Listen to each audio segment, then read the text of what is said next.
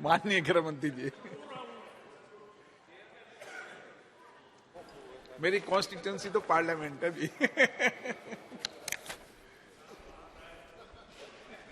माननीय अध्यक्ष जी, आज मैं जम्मू कश्मीर पुनर्गठन संशोधन विधेयक 2023 और जम्मू कश्मीर आरक्षण संशोधन विधेयक 2023 इस पर इस सदन में जो बहस हुई है, इसका जवाब देने के लिए मैं खड़ा हुआ। मुझे एक बात का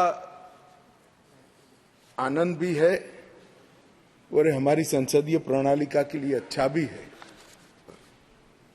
कि किसी ने इस बिल के तत्व का विरोध नहीं किया है, इस बिल के हार्द का विरोध नहीं किया। मान्यवर, लगभग 6 घंटा चर्चा चली और कांग्रेस के श्री अमर सिंह से लेकर अधीर रंजन जी तक 29 वक्ताओं ने अपने अपने तरीके से विचार व्यक्त किए, मगर बिल के उद्देश्यों के साथ बाय एंड लार्ज सभी ने सहमति व्यक्त की। ये मैं सभी का धन्यवाद करना चाहता हूं। माननीय अध्यक्ष जी, मैं जो बिल लेकर आया हूं, जो विधेयक लेकर इस महान सदन की सहमति प्राप्त करने के लिए मैं खड़ा हुआ हूं, वो बिल 70 सालों से जिन्हों को अन्याय हुआ है, जो अपमानित हुए और जिनकी अनदेखी की गई है, वो सभी लोगों को न्याय दिलाने का बिल है, उनको अधिकार दिलाने का। माननीय अध्यक्ष जी, ये बिल किसी भी समाज में जो डिप्राइव लोग होते हैं उनको आगे बढ़ाना चाहिए।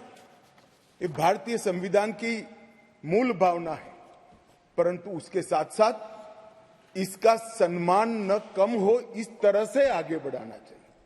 अधिकार देना और अधिकार सम्मान के साथ देना, दोनों में बड़ा फर्क है। इसलिए कमजोर और वंचित वर्ग के जगह अन्य पिछड़ा वर्ग, ये नामकरण बहुत महत्वपूर्ण है। ये दोनों चीजों को ढेर सारे प्रतिपक्ष के सदस्यों ने अलग अलग तरीके से थोड़ा कम आंकने की प्रयास भी किया। किसी ने कहा कि पहले से हो रहा था, किसी ने कहा कि सिर्फ नाम बदल रहा है। मैं इन सभी को कहना चाहता हूं कि अगर हमें पिछड़ा वर्ग के लोगों के प्रति जरा भी संवेदना है, तो नाम के साथ उनका सम्मान जुड़ा है, वो जरूर देखना। नाम के साथ सम्मान जुड़ा है, वो वही लोग देख पाते हैं जो उनका उत्कर्ष अपने भाई समझकर, अपने से पीछे रह गए भाई समझकर संवेदना के साथ उंगली पकड़कर आगे बढ़ाना चाहते हैं। वो लोग इसका नाम नहीं समझ सकते जो इसका वोट बैंक के नाते उपयोग कर कर, अच्छे लच्छेदार भाषण देकर राजनीति में वोट प्राप्त करने का जरिया और साधन समझते हैं। नरेंद्र मोदी जी ऐसे नेता हैं जो स्वयं एक गरीब से गरीब घर में जन्म लेकर आज देश के प्रधानमंत्री बने हैं। वो पिछड़ों का दर्द भी जानते हैं, वो गरीब का दर्द भी जानते हैं। और जब इनके आगे बढ़ाने की बात होती है, तब कई बार तो मान्यवर मदद की जगह सम्मान के मायने बड़े होते हैं। मदद से ज्यादा व्यक्ति का सम्मान उसके सेल्फ कॉन्फिडेंस को, उसके आत्मविश्वास को और उसके गौरव को सम्मानित करता है, बढ़ाता है, जो उसके जीवन में आगे बढ़ने का कारण होता है। मैं इसलिए कह रहा हूं कि ढेर सारे सदस्यों के भाषण मैंने सुने भी है, पढ़े भी है मेरी चैम्बर में। ये भाव सिर्फ नाम बदलने से क्या होता है वो समझाने के लिए मैं कह रहा हूं। मान्यवर, आज जो बिल लेकर आया हूं, ये बिल के बारे में मैं थोड़ी पृष्ठभूमि भी बताना चाहता हूं। जम्मू कश्मीर में हम सब जानते हैं, जब महाराजा हरि सिंह जी ने भारतीय संघ के साथ इनके विलय का निर्णय किया, उस वक्त से लेकर अब तक कई सारे उतार चढ़ाव हुए। 80 के दशक के बाद आतंकवाद का एक दौर भी आया और वो बड़ा भयावह दृश्य था। पीढ़ियों से, सदियों से जो लोग अपनी भूमि पर रहते थे, अपना देश समझकर रहते थे, अपनी जन्मभूमि समझकर रहते थे, वो मूल समेत उखड़ गए मानो। और किसी ने इनकी केयर नहीं करी, इनकी चिंता भी नहीं करी, ना इसको रोकने का प्रयास किया। और कई बार तो मान्यवर, रोकने की जिनकी जिम्मेदारी थी वो इंग्लैंड में वैकेशन कर रहे थे। मैं नाम देना नहीं चाहता। और फिर कहते हमने कुर्बानी दी। आपकी कुर्बानी आंख माथों पर अगर दी है तो, मगर सटीक काम और सटीक उपाय और शक्ति के साथ वोट बैंक की राजनीति के बगैर उस वक्त उसको आतंकवाद को उगता हुआ खत्म करते तो आज उनको अपना प्रदेश छोड़ने की जरूरत ही नहीं पड़ती, ना मुझे बिल लेकर आज सदन के सामने आना पड़ा। मान्यवर, जब ये विस्थापित हुए तब देश के अन्य हिस्सों में, अपने ही देश में शरणार्थी बनकर उनको जाना पड़ा। दिल्ली, बेंगलुरु, पुणे, अहमदाबाद, चेन्नई, न जाने कहां कहां गए। लगभग वर्तमान के आंकड़ों के अनुसार 46,631 परिवार और 1,57,967 लोग अपने ही देश में विस्थापित हो गए। और इस तरह से विस्थापित हुए कि उनकी जड़ें ही अपने खुद के देश से, अपने खुद के प्रदेश से, अपने खुद के वतन से उखड़ कर रह गई। ये बिल उनको अधिकार देने का है, ये बिल उनको प्रतिनिधित्व देने का है। मान्यवर, कश्मीर के लिए एक प्रकार से 3 युद्ध हुए। 47 में पाकिस्तान ने कबालियों के नाम से आक्रमण किया। इसमें लगभग 31,779 परिवार पाक अधिकृत जम्मू कश्मीर से जम्मू कश्मीर में विस्थापित हुए। इनमें से 26,319 परिवार जम्मू कश्मीर में और 5,460 परिवार देश भर में फैल गए। वो पाकिस्तान के हमले के शिकार थे। इसके अतिरिक्त 1965 और 1971 में भी युद्ध हुए, उसमें और 10,065 परिवार विस्थापित हुए और कुल मिलाकर 48, 65 और 71 ये तीनों युद्धों में मान्यवर 41,844 परिवार विस्थापित हुए। ये विस्थापितों की स्थिति के बारे में मैं बाद में बात करता हूं, परंतु ये बिल है वो उनको अधिकार देने का बिल है। ये बिल उनको प्रतिनिधित्व देने का बिल है। आज वो लोग ऐसी स्थिति में नहीं है कि वो चुनाव लड़कर वहां की असेंबली में बैठ पाए। जो कहते हैं क्या हुआ धारा 370, कहां हुआ 5 और 6 अगस्त 2019 में ये हुआ कि इनकी सालों से न सुनने वाली आवाज नरेंद्र मोदी जी ने सुनी और आज उनको अधिकार मिला। मान्यवर, जिस 5 और 6 अगस्त का बिल 2019 का कुछ लोगों को जूते में पड़े कंकर की तरह खटकता है, उनको मैं बताना चाहता हूं, इसी बिल का हिस्सा था न्यायिक डिलिमिटेशन। ये एक शब्द नहीं है, 2 शब्द जोड़कर बना है। क्योंकि पहले जो डिलिमिटेशन हुआ था वो इस तरह से था, एक कॉन्स्टिट्यूएंसी यहां बनी है और दूसरा ये वो कॉन्स्टिट्यूएंसी का हिस्सा 15 किलोमीटर दूर है। क्यों? क्योंकि मुझे चुनाव जीतना है। इस तरह से डिलिमिटेशन हुआ। ये डिलिमिटेशन के सामने मैंने जानबूझकर एज अ लेजिस्लेटर न्यायिक डिलिमिटेशन दिखा था, वो आज मैं सदन को बताऊं। डिलिमिटेशन कमीशन, डिलिमिटेशन और डिमार्केटेड असेंबलीज, ये लोकतंत्र का मूल, जनप्रतिनिधि को चुनने की इकाई तय करने की प्रक्रिया है। असेंबली जो बनती है वहीं से मतदाता अपना प्रतिनिधि विधानसभा में भेजते हैं। अगर डिलिमिटेशन की प्रक्रिया ही पवित्र नहीं है तो लोकतंत्र कभी पवित्र नहीं रह सकता मान्यवर। इसलिए इस बिल के अंदर हमने व्यवस्था करी थी कि डिलिमिटेशन, न्यायिक डिलिमिटेशन फिर से किया जाएगा। और सभी की सुनवाई हुई। डिलिमिटेशन कमीशन जम्मू कश्मीर में सब जगह पे गया, अंतिम जिले से लेकर पहले जिले तक सब जगह घूमे। कई समुदायों के प्रतिनिधियों ने इनको आवेदन पत्र दिए थे।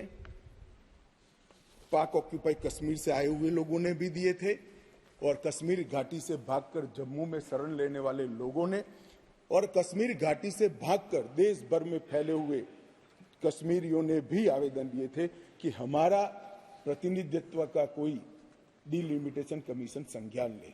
और मुझे आनंद है मान्यवर कि डिलिमिटेशन कमीशन ने इसका संज्ञान लिया। भारत के इलेक्शन कमिश्नर ने विधानसभा में 2 सीटें कश्मीरी विस्थापितों के लिए नामांकन की जा सके, और 1 सीट अनधिकृत ऑक्यूपेशन जो हमारे कश्मीर का हिस्सा पाकिस्तान कर बैठा है, वहां से विस्थापित लोगों में से एक व्यक्ति को नॉमिनेट करना पड़े। ये इसका हाथ। अब इसमें क्या है, पहले भी मिलता था ना, पहले नहीं मिलता था। पहले सिर्फ जरूरत लगे तो, प्रतिनिधित्व न हो तो महिलाओं को 2 सीट दी जाती थी। हमने 3 सीटें और अपॉइंट करने की डिलिमिटेशन कमीशन की जो सिफारिश है उसको बिल में परिवर्तन कर कानूनी जामा पहनाकर आज मैं इस महान सदन के सामने उपस्थित हुआ हूं। मान्यवर, इसमें से 2 सीटें कश्मीरी विस्थापितों के लिए होगी जो घाटी से विस्थापित हुए हैं, और 1 सीट पाक ऑक्यूपाई जम्मू कश्मीर के विस्थापित व्यक्तियों के लिए नामित की जाएगी। इसमें से एक महिला होना जरूरी है। इस प्रकार का एक कानूनी सुधार लेकर आज मैं यहां पर हुआ है। डिलिमिटेशन कमीशन के इतिहास में पहली बार 9 सीटें शेड्यूल्ड ट्राइब के लिए आरक्षित की गई है, और एसटी के लिए 9 सीटें, और अनुसूचित जाति और जनजाति के लिए 20 सीटों का आरक्षण की व्यवस्था करें। नई जो स्कीम बनी है उसमें जम्मू में पहले 37 सीटें थी, 37 सीटें थी। ये भी न्याय का सवाल है। जम्मू में पहले 37 सीटें थी, अब 43 हुई है, 43 हुई है। कश्मीर में पहले 46 थी, अब 47 हुई है। और पाक ऑक्यूपाई कश्मीर की 24 सीटें, क्योंकि वो हमारा है, हमने रिजर्व रखी है मान्यवर, 24 सीटों को। इस तरह से पहले 107 सीटें जम्मू कश्मीर विधानसभा में थी, अब 114 सीटें हुई है। पहले 2 नॉमिनेटेड मेंबर हुआ करते थे, अब 5 नॉमिनेटेड मेंबर मान्यवर इसमें होंगे। जम्मू कश्मीर के कानून के हिसाब से 2 महिलाओं को राज्यपाल द्वारा मनोनीत किया जाता है, और धारा 15 के अनुसार किया जाता है। और अब इसमें कश्मीरी प्रवासियों में से 2, जिसमें से 1 महिला, और पाक ऑक्यूपाई कश्मीर से 1 नामांकन किया जाएगा। मान्यवर, ये इसलिए संभव हुआ है कि 5 और 6 अगस्त को ये ऐतिहासिक बिल नरेंद्र भाई ने कैबिनेट में पारित किया, और इस सदन ने इसको परमिशन दी, इसको मान्यता दी, और धारा 370 चली गई। इसी का हिस्सा था ये डिलिमिटेशन कमीशन। मान्यवर, सुरक्षा का परिदृश्य में इस पर बाद में बात करूंगा। ढेर सारे सदस्यों ने इसकी चिंता भी व्यक्त की है, मैं भी चिंतित हूं, परंतु क्या हुआ है वो बताना ये मेरा फर्ज है, क्योंकि एक ओर से रिकॉर्ड पर चीजें आ गई है तो मुझे जवाब तो जरूर उसका देना पड़ेगा। और आज जो धारा 370 हटने के बाद क्या विकास हुआ? आतंकवाद तो अब भी चल रहा है। कश्मीरियत का कितना नुकसान हुआ? ये सारी चीजों के जवाब मैं बहुत डिटेल मान्यवर दूंगा। और ये दोनों जो संशोधन है वो संशोधन आने वाले दिनों में इतिहास इस सदन के इस प्रयास को और सदन के आशीर्वाद को हर कश्मीरी जो प्रताड़ित है वो याद रखेगा। हर कश्मीरी जो पिछड़ा है वो याद रखेगा कि नरेंद्र मोदी सरकार ने 70 साल से दर दर की ठोकरें खाने वाले भटकते हुए अपने ही देश के भाइयों बहनों को न्याय दिलाने के लिए उनको 2 सीटें का रिजर्वेशन दिया और अपना देश छोड़कर पाक ऑक्यूपाई कश्मीर से यहाँ शरणार्थी बने हुए लोगों को रिजर्वेशन दिया। और जो डिप्राइव थे उनको कमजोर लोग ऐसे अपमानित करने वाले शब्द की जगह पिछड़ा वर्ग का संवैधानिक शब्द इनके लिए रखकर आज ये बिल लगभग आया। इन्होंने क्या कहा? कई सदस्यों ने पूछा कि क्या हुआ है इनके लिए, विस्थापितों के लिए क्या हुआ है? रिजर्वेशन देने से क्या होगा? रिजर्वेशन देने से उनकी आवाज कश्मीर की विधानसभा में गूंजेगी और फिर कोई ऐसी स्थिति करना जाएगा तो नहीं रोकेंगे वो, क्योंकि उनकी आवाज वहां। मान्यवर, इसके अलावे 5,675 कश्मीरी विस्थापित परिवार आज रोजगार पैकेज का फायदा उठा रहे हैं। ऐसे कर्मचारियों के लिए 6,000 फ्लैट बनाने का प्रोजेक्ट था जो नहीं समाप्त हुआ, 14 से शुरू हुआ, मगर अब राष्ट्रपति शासन डालने के बाद लगभग 880 फ्लैट्स बन गए हैं और उनको हैंडओवर करने की प्रक्रिया चालू है। इनकी ऑनलाइन शिकायत लेकर इसके निवारण का पोर्टल भी मान्यवर शुरू कर दिया गया है। और एक बहुत महत्वपूर्ण कानून, जो लोग कहते हैं, मैं कश्मीर के जो सांसद बैठे हैं उनको विशेष रूप से कहना चाहता हूं, क्या हुआ जो कहते हैं इनको बताना चाहता हूं। मान्यवर, जब आतंकवाद चालू हुआ, निशाना बनाकर सबको भगाना शुरू हुआ, घड़ियाली आंसू बहाने वाले तो मैंने बहुत देखे, शब्दों से अच्छे तरीके से सांत्वना देने वाले मैंने बहुत नेता देखे हैं, मगर नरेंद्र मोदी एकमात्र व्यक्ति ऐसा है जिन्होंने इनके आंसू साच अर्थ में पोंछने का काम किया। मान्यवर, उनकी पीड़ा का हम कल्पना नहीं कर सकते, जो करोड़ों रुपए का प्रॉपर्टी वहां छोड़कर जान बचाने के लिए कहीं बेंगलुरु, कहीं अहमदाबाद, कहीं दिल्ली, कहीं जम्मू में जाकर कैंप में रहे हैं, अपने स्तर से बहुत नीचे जीवन जी रहे हैं। इनकी पीड़ा की कल्पना हम नहीं कर सकते बाकी के देश के हिस्से में रहकर, मगर जब वहां से भागे वो, करोड़ों रुपए की संपत्ति किसी ने कब्जा ली। कब्जा लेने के बाद कहा कि अब तुझे कुछ नहीं मिलेगा, मैं जो देता हूं वो ले लो। औने पौने दाम में करोड़ों रुपए की संपत्ति एक प्रकार से छीन ली गई और प्रशासन चुपचाप बैठा, कोई कदम नहीं उठाए। और मान्यवर, हमने इसका रास्ता ढूंढा, नया कानून बनाया और वो रिट्रोस्पेक्टिव इफेक्ट से उनको वापस देने का काम भारतीय जनता पार्टी की नरेंद्र मोदी सरकार। ये पूछते हैं क्या हुआ था वो भी बताया और अब क्या हुआ वो भी बताया। और बहुत बोले हो, धैर्य रखना सुनने का, आज जरा धैर्य रखकर सुनना। और मेरा निवेदन है, जितने बैठे कम ही बैठे हैं, चले न जाए। मान्यवर, अधिवास प्रमाण पत्र, लगभग 1.6 लाख लोगों को अधिवास प्रमाण पत्र देने का काम ये भारतीय जनता पार्टी की सरकार ने। नरेंद्र मोदी जी के प्रधानमंत्री बनने के बाद प्रति व्यक्ति 3250 रुपया और अधिकतम सीमा परिवार में 13,000 रुपया कैश डॉल दिया जाता है इन लोगों को। प्रति व्यक्ति 9 किलो चावल, 2 किलो आटा और 1 किलो मासिक चीनी देने का काम हमारी सरकार करती है। माननीय, और पाक ऑक्यूपाई कश्मीर से जो लोग आए थे उनको एक मुश्त 5.5 लाख रुपया एक साथ देने का काम ये नरेंद्र मोदी। जो लोग कहते थे कि क्या हुआ, आप तो मूल से ही कटे हो साहब, मूल के साथ संपर्क ही नहीं, कैसे मालूम पड़ेगा बदलाव क्या हुआ। इंग्लैंड में वेकेशन कर कर जम्मू कश्मीर के बदलाव का अनुभव नहीं कर सकते हो मान्यवर। हमने दादा बैठो, दादा बैठो, आपको नहीं कह रहा हूं दादा, बैठ जाइए। आप कहां कश्मीरी हो?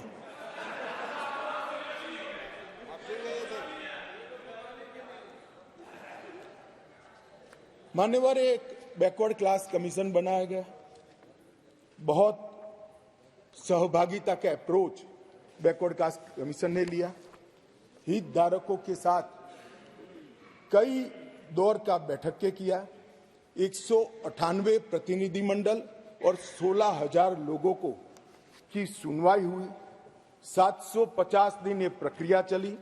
सभी 20 डिस्ट्रिक्ट में जाकर ये सुनवाई की गई और लगभग 26,000 से ज्यादा पोस्ट में मिली हुई लिखित अर्जियों को भी संज्ञान में ले लिया गया और जम्मू कश्मीर आरक्षण अधिनियम इसके अंदर सुधार करने का अभी जो आया है उसमें से एक मूल तत्व, बाकी के 2 बिल तो ST department, schedule tribe department और पिछड़ा वर्ग डिपार्टमेंट लेकर आएंगे, मगर अभी एक तत्वतः फेरफार किया है, बदलाव किया है। जो मसूदी साहब कहते थे कि पहले भी था, हाँ था, पहले था, परंतु कमजोर वर्गों के लिए था। इसकी जगह संवैधानिक नाम अन्य पिछड़ा वर्ग देकर उनका सम्मान करने का काम नरेंद्र मोदी जी। यहां कांग्रेस के ढेर सारे मित्र बैकवर्ड क्लास करते हैं। कुछ नेता होते हैं जिनको हाथ में कुछ लिखकर पकड़ा लो तो 6 महीने नया कागज ना आए तब वही बोलते रहे बैकवर्ड क्लासेस। भाई पहले आपका इतिहास तो देखो मान्यवर। मैं ऐतिहासिक सत्य के साथ इस सदन के अंदर स्टेटमेंट करने में झिझक नहीं रहा हूं कि बैकवर्ड क्लास का सबसे बड़ा विरोध और बैकवर्ड क्लास को रोकने का काम कोई एक पार्टी ने किया है तो कांग्रेस पार्टी ने किया है। मान्यवर, आज मैं पूछना चाहता हूं सदन की, पवित्र सदन के अंदर खड़े रहकर, पिछड़ा वर्ग आयोग को 70 साल से संवैधानिक मान्यता नहीं दी जाती थी। क्यों नहीं दी जाती थी? क्यों उनको यह सम्मान नहीं मिलता था? जबकि संविधान का मैंडेट था, मगर नहीं दिया गया। नरेंद्र मोदी जी ने इसको संवैधानिक मान्यता देने का। मैं आज पूछना चाहता हूं इस सदन के अंदर जो आम सभाओं में बैकवर्ड क्लास कर घूमते हैं, मैं फिर से कहता हूं उनको मालूम नहीं है इनकी पार्टी ने क्या किया है। किसने काका साहेब कालेकर कमीशन का रिपोर्ट रोक कर रखा, वो जवाब होना चाहिए। देश की जनता को मालूम पड़ना चाहिए। मंडल कमीशन के रिपोर्ट तक जब तक वो सत्ता के बाहर नहीं गए तब तक लागू नहीं हुआ और बाद में लागू हुआ भी तो विपक्ष के नेता ए नाते स्वर्गीय राजीव गांधी ने इसका विरोध किया मान्यवर, विरोध। और आज वो बैकवर्ड क्लास की बात कर रहे हैं मान्यवर, वो लोग बैकवर्ड क्लास की बात कर रहे हैं। कभी भी सेंट्रल एडमिशन स्कीम के अंदर बैकवर्ड क्लास को रिजर्वेशन देने का काम कांग्रेस पार्टी ने कभी भी नहीं किया। केवल और केवल नरेंद्र मोदी जी के नेतृत्व में भारतीय जनता पार्टी ने किया। सैनिक स्कूलों में भी दिया जाता है, नीट के अंदर भी दिया जाता है और सेंट्रल स्कूल्स के अंदर भी पिछड़ा वर्ग के बच्चों को सम्मान के साथ पढ़ने की व्यवस्था ये भारतीय जनता पार्टी की सरकार है। मान्यवर अब आप इनको बिठा दीजिए।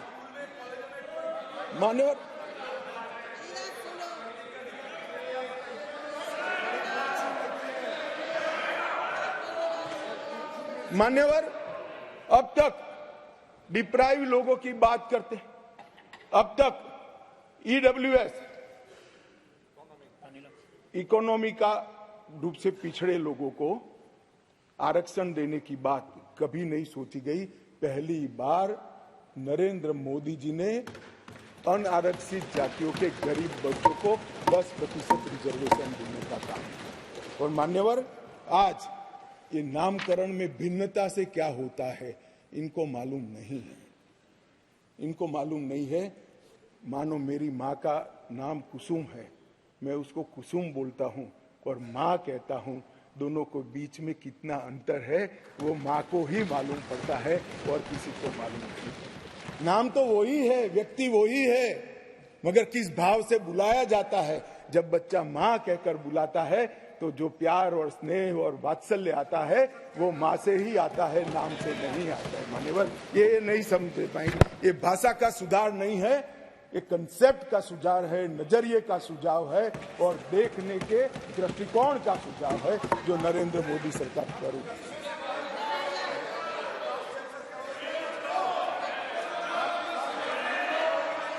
प्लीज। अरे यार अधीर रंजन, मैं एक बात कहता था कि एक नेता लिखा हुआ पढ़ते ही रहते थे, पढ़ते, तुम भी वो स्क्रिप्ट पढ़ने लगे यार। ऐसा मत करो यार। अधीर रंजन जी, ऐसा मत करिए, आप माननीय विपक्ष के नेता है। मैं जरा भी पढ़, अरे आपके बारे में नहीं बोल रहे वे, माननीय अधीर रंजन जी आपके बारे में नहीं बोल रहे। प्लीज। मान्यवर, मैं इनको बताना चाहता हूं, आजकल करते करते मेरे 32 साल किसी न किसी सदन में हो गए। मैंने आज तक कभी लिखा हुआ भाषण पढ़ा नहीं। मैं मन की गहराइयों से बोलता हूं। मेरे हाथ में जो कागज होता है आंकड़ों और तथ्यों को रिपेयर करने के लिए होता है, क्योंकि मैं जिम्मेदारी के साथ यहाँ पर हूं। मान्यवर,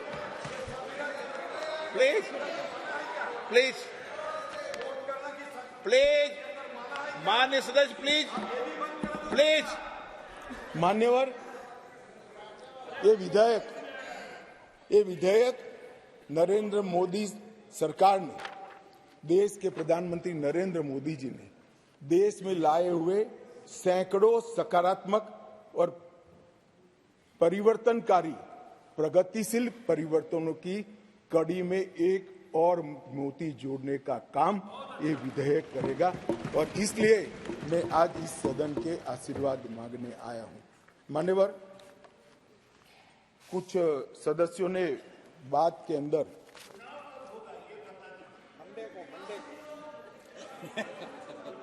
दादा धैर्य से सुनना पड़ेगा, अंत में बताऊंगा,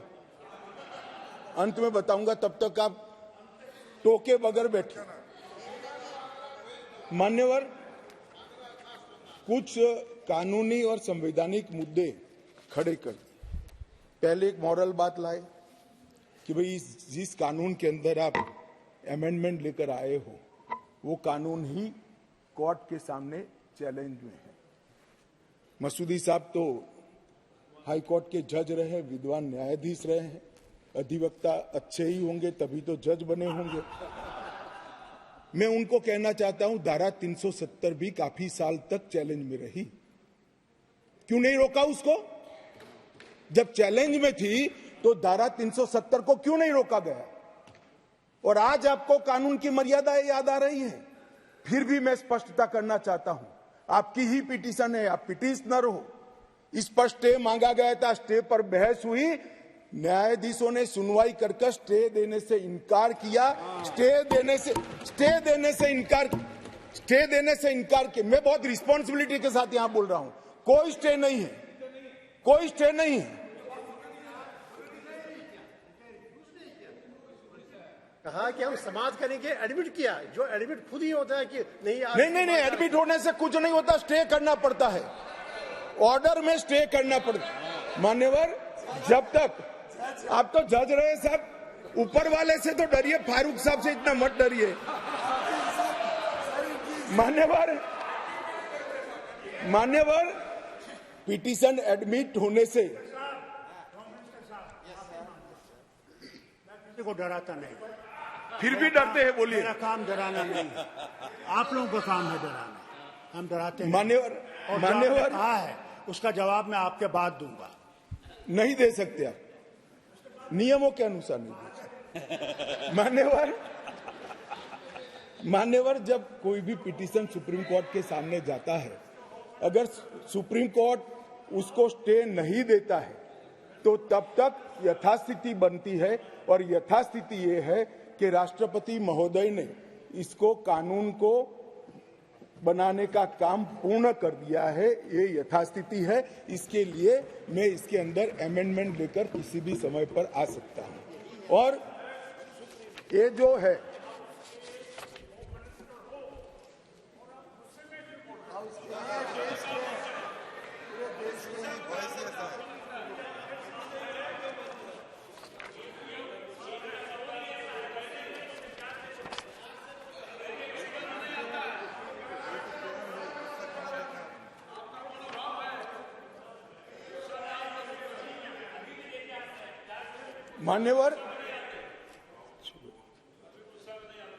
मान्यवर, उसके बाद कहा गया मनीष तिवारी जी के द्वारा कि अनुच्छेद 3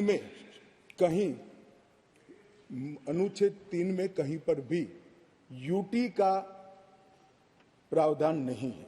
अब मैं मान्यवर, कोई कंफ्यूजन नहीं रहना चाहिए, बहुत बड़ी बात माननीय सदस्य ने करी है।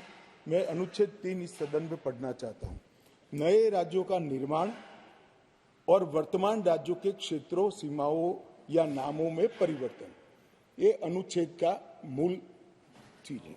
इसके अंदर आगे किसी राज्य में उसका राज्य क्षेत्र अलग करने अथवा 2 या अधिक राज्यों को या राज्यों के भागों को मिलाकर अथवा किसी राज्य क्षेत्र को किसी राज्य के भाग के साथ मिलाकर नए राज्य का निर्माण देश की संसद कर पाएगी। अब इन्होंने कहा यूटी नहीं है, यूटी का इसमें प्रोविजन नहीं है, मगर शायद उन्होंने पूरा पढ़ा नहीं या जानबूझकर आगे उन्होंने सदन को बताया नहीं। इसी के नीचे आर्टिकल 3 के नीचे ही स्पष्टीकरण है। इस अनुच्छेद के खंड क से ड में, जिसमें सारी चीजें आता है, राज्य के अंतर्गत संघ राज्य क्षेत्र समाहित है। तो वहां पर राज्य मीन्स संघ राज्य क्षेत्र अपने आप हो जाता है। तो ये इनको मैं मनीष जी को थोड़ा स्पष्टता करना चाहता हूं कि इतना बड़ा गैरकानूनी काम कम से कम नरेंद्र मोदी सरकार नहीं कर सकती। ये कोई इंदिरा गांधी की सरकार नहीं है जो इस प्रकार के कानून लेकर आए। भाई अभी बहस नहीं हो सकती, बाद में मैं आपको सवाल, मैं बाद में आपको मौका दूंगा क्वेश्चन पूछने का, अभी बैठ जाइए। मैं बाद में आपको,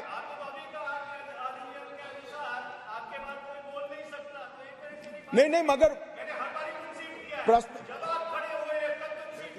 देखिए मनीष जी, मैं प्रश्न ले सकता हूं। मैं महोदय को अभी कहता हूं, बाद में मनीष जी का प्रश्न। चलिए, ये भी नियमों के अंदर है। मान्यवर, बाद में उन्होंने कहा कि अनुच्छेद 3 के परंतु को निलंबित करके राष्ट्रपति शासन डाला, क्योंकि ये प्री डिजाइन था। मान्यवर, मेरे पास लिस्ट है। आंध्र प्रदेश में राष्ट्रपति शासन 1973 में डाला, हम नहीं थे, कांग्रेस की सरकार थी, परंतु निलंबित किया गया था। अरुणाचल में डाला गया, परंतु निलंबित। 81 में आंध्र प्रदेश में उनकी सरकार, परंतु निलंबित किया था। 1990 में परंतु निलंबित किया था। बिहार 1969 कांग्रेस सरकार, परंतु निलंबित किया था। 72 परंतु निलंबित किया था। 1977 परंतु निलंबित किया था। 69 बिहार, फिर गोवा 1990 परंतु निलंबित था। 1990 परंतु, मेरे पास लगभग 27 राज्यों के 70 से ज्यादा है। एक में भी वो परंतु निलंबित करे बगैर राष्ट्रपति शासन नहीं डाला गया है।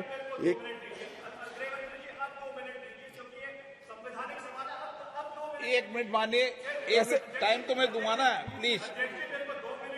मान्यवर, मैंने कहा उनको मैं जवाब सवाल पूछने दूंगा, वो क्यों इतने विचलित हो रहे हैं?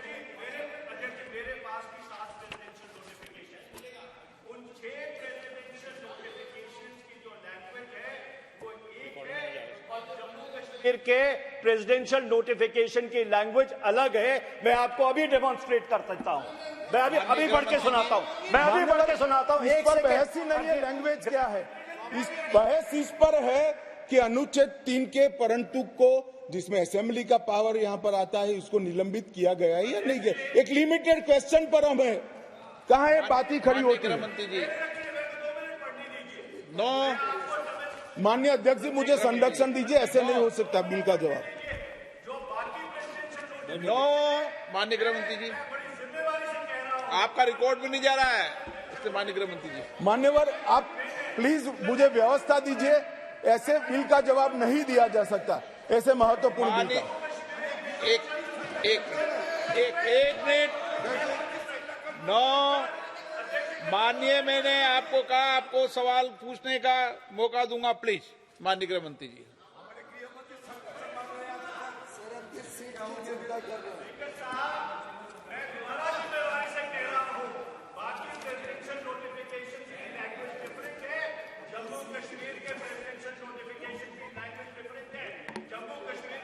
आप प्लीज नो, माननीय रामकृपाल जी प्लीज, माननीय मनीष तिवारी जी प्लीज। मान्यवर, ढेर सारे सदस्यों ने जम्मू कश्मीर में आतंकवाद की चिंता का जिक्र किया, वो चिंतित भी थे। अच्छी बात है, चिंता हो रही है, होनी भी चाहिए, सभी को होनी चाहिए। उन्होंने सीधा सीधा इसको आर्टिकल 370 को निरस्त करने से जोड़ा। उन्होंने क्या क्या हुआ, अब भी आतंकवाद चल रहा है। उन्होंने क्या क्या हुआ, अभी कुछ दिन पहले सेना के कुछ जवान शहीद हो गए, ऑफिसर प्लीज ऑफिसर जवान शहीद हो गए, कुछ घटनाएं भी हुई। मान्यवर, किसी ने भी नहीं कहा था कि आर्टिकल 370 जाने के बाद कश्मीर में आतंकवाद समाप्त हो जाएगा। सुनिए ना, सुनिए, अरे भाई सुनो ना, मैंने कहा था आतंकवाद का मूल आर्टिकल 370 के कारण खड़ा हुआ अलगाववाद की भावना है। आर्टिकल 370 जाने से अलगाववाद में बहुत बड़ी कमी आने वाली है और इसके कारण आतंकवादी भावनाओं में कमी आएगी। रिकॉर्ड की बात है भाई अधीररंजन जी। अब मैं बताता हूं, 1994 से 2004, इसमें शासन पर मैं नहीं जा रहा, कालखंड बोल रहा हूं, कई शासन आए हैं। टोटल आतंकवाद की कुल घटनाएं 40,164 हुई। छोटी छोटी घटनाएं भी है, कुछ बड़ी भी है। 2004 से 14 मनमोहन सिंह सोनिया जी के शासन का समय आतंकवाद की घटनाएं 7,217 हुई, 7,270। और नरेंद्र मोदी सरकार में 14 से 23 तक सिर्फ 2,000 हुई, 70% की कमी आई। और मैं थोड़ा और एक्सप्लेन करना मांगता हूं कि ये जो 2,197 आई है, इसमें से एक घटना का जिक्र है। 65% घटनाएं पुलिस की गई कार्यवाही के कारण अकर हुई है। मतलब कोई जगह पे सूचना मिलती है कि आतंकवादी छिपा है, पुलिस इस पर हमला करती है तो भी वो आतंकवादी मुठभेड़ मानी जाती है। इस प्रकार की 70% कमी आई है 2004 से 14 में, और 14 से 23 में नागरिकों के मृत्यु के अंदर 72% की कमी आई है, और सिक्योरिटी फोर्सेस के मृत्यु के अंदर 59% की कमी नरेंद्र मोदी सरकार में। इसलिए मैं कहता हूं, मैं ठीक ही कहता था, अलगाववाद की भावना का मूल, उसका उद्भव स्थान आर्टिकल 370 है, वो जाएगा। अलगाववाद की भावना भी over a period of time खत्म होगी और आतंकवाद भी खत्म। और कल पथराव की बात करते, मैंने 2 साल लिए हैं साहब। 2010 2654 पथराव की घटनाएं हुई थी 2010 में। 2023 में 0, एक भी पथराववाद की। ऑर्गेनाइज हड़ताल जो कॉल देकर पाकिस्तान से कॉल देते थे इनके आका, और कश्मीर की वैली और जम्मू बंद हो जाते थे, 132 ऑर्गेनाइज हड़तालें हुई थी 2023 में, एक भी हड़ताल नहीं, एक भी बंद नहीं। मान्यवर, पथराव में नागरिकों की मृत्यु 2010 में 112 हुई थी, 23 में क्योंकि पथराव ही नहीं हुआ है, नो इंजर्ड नो डेथ। मान्यवर, सिक्योरिटी फोर्सेस पथराव के कारण 6,235 हुए थे इंजर्ड सिक्योरिटी फोर्सेस, और इस बार क्योंकि पथराव ही नहीं हुआ है, 0 इंजर्ड है। क्या बदलाव हुआ है? इनको मैं कहता हूं क्या बदलाव हुआ है? अरे इसी सदन में रहकर सारी मर्यादाएं तोड़कर अगर धारा 370 खत्म हुई तो खून की नदियां बह जाएगी कहते थे। खून की नदियां छोड़ो, कंकड़ चलाने की हिम्मत नहीं है किसी की। इस तरह की व्यवस्था भारतीय जनता पार्टी की सरकार। और मान्यवर, सीज फायर के वायोलेशन की घटना 2010 में एक साल में 70, 2023 में 2, घुसपैठ 2010 में 489, 2023 में सिर्फ 48, आतंकवादी मारे गए 112 मारे गए थे, कुल मिलाकर एवरेज निकाल दे तो 278 आतंकवादी मारे गए हमारे। मान्यवर, वापिस लौट गए, पहले 18 वापिस लौटे थे, अब 281 वापिस लौट गए। पाकिस्तान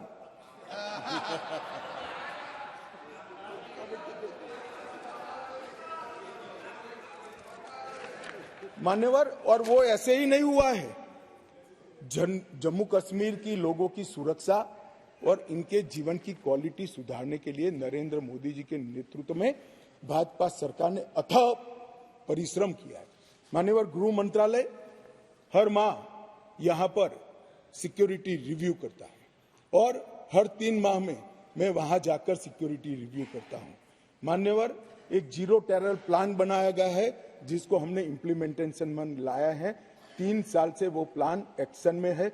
मुझे पूरा भरोसा है मान्यवर कि 24 के बाद फिर से मोदी जी आने वाले हैं। 26 आते आते 0 टेरर प्लान 100% इम्प्लीमेंट होगा। मान्यवर, इसके साथ साथ कंप्लीट एरिया डोमिनेशन का प्लान बनाया है, वो भी 2026 तक समाप्त हो जाएगा। और पहले सिर्फ टेररिस्टों को मारते थे, हमने इसकी इकोसिस्टम को खत्म किया है। इसके साथ साथ टेरर फाइनेंस पर इकोसिस्टम को खत्म करने के लिए केस किए। एनआईए ने 32 केस किए, जिसमें कुछ पार्टियां बड़ा अरण्य रुदन कर रही है, हाय तौबा कर रही है। क्यों केस हो रहे हैं? क्यों इसलिए केस हो रहे हैं कि पाकिस्तान से पैसा आ रहा है, ये परमिटेड नहीं है, ये नरेंद्र मोदी सरकार है, ये नहीं चाहिए। एनआईए द्वारा 32 केस हुए, एसआईए द्वारा 51 केस हुए, 83 केस टेरर फंडिंग और फाइनेंस के हुए हैं। लगभग 229 अरेस्ट हुए हैं।